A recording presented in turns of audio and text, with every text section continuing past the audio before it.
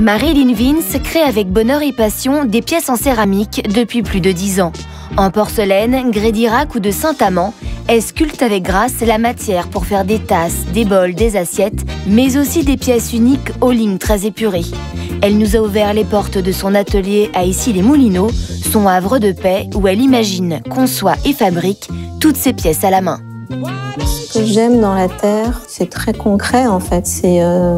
C'est que déjà c'est très très agréable à travailler.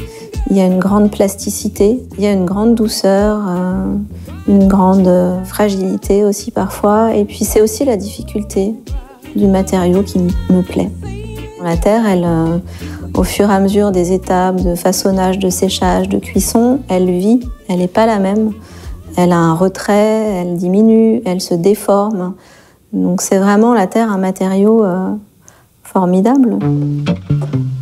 C'est avec de la porcelaine liquide, de la barbotine, que Marilyn fabrique une tasse. Elle doit d'abord la tamiser afin d'enlever toutes les bulles d'air. Elle coule ensuite directement la barbotine dans le moule en plâtre pour faire la forme. Et là, il y a un temps de pause qui va être plus ou moins important en fonction de l'épaisseur des parois que je vais vouloir obtenir.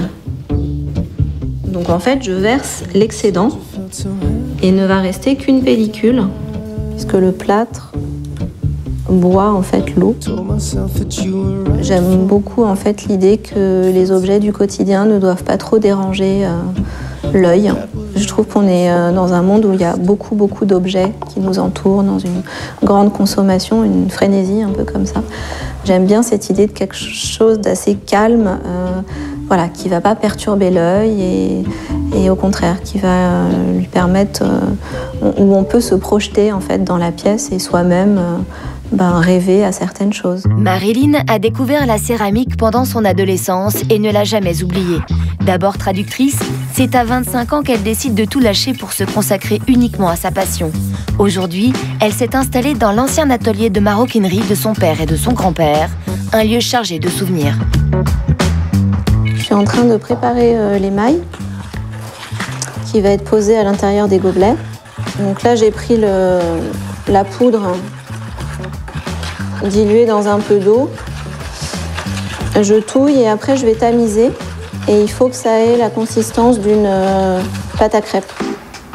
La céramiste joue avec les contrastes. Elle émaille certaines parties quand d'autres sont laissées brutes. Et pour ses pièces sculpturales, elle aime repousser les limites de la matière, quitte à aller jusqu'à la rupture.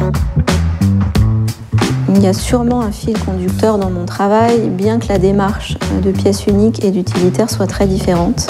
La pièce unique, c'est plus une démarche de réflexion, d'introspection. Ça peut même être assez angoissant, en fait, le processus de création. C'est pas quelque chose toujours de très agréable. Et justement, le travail de la pièce utilitaire, c'est un peu un souffle. Et j'aime bien aussi cette dimension plus proche de l'artisanat, de la répétition du geste. J'aime beaucoup, en fait. Les gestes sont très beaux. Marilyn joue sur la fragilité de la céramique grâce à la finesse de ses pièces.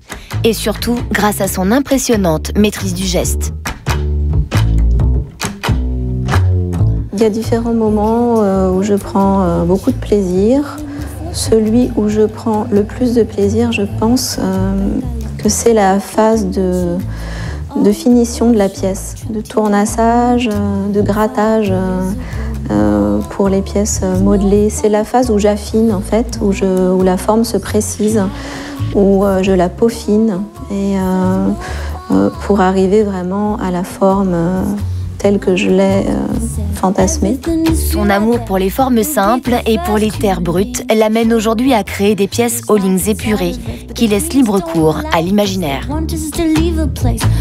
Le besoin de travailler la terre, il est vital. J'ai un peu du mal à expliquer rationnellement pourquoi. Quand on tourne, on dit qu'on fait appel à son centre, on tourne avec le ventre. Donc c'est quand même quelque chose un peu de l'ordre aussi de la méditation. J'ai besoin de travailler la terre. C'est évident que je ne pourrais pas m'en passer.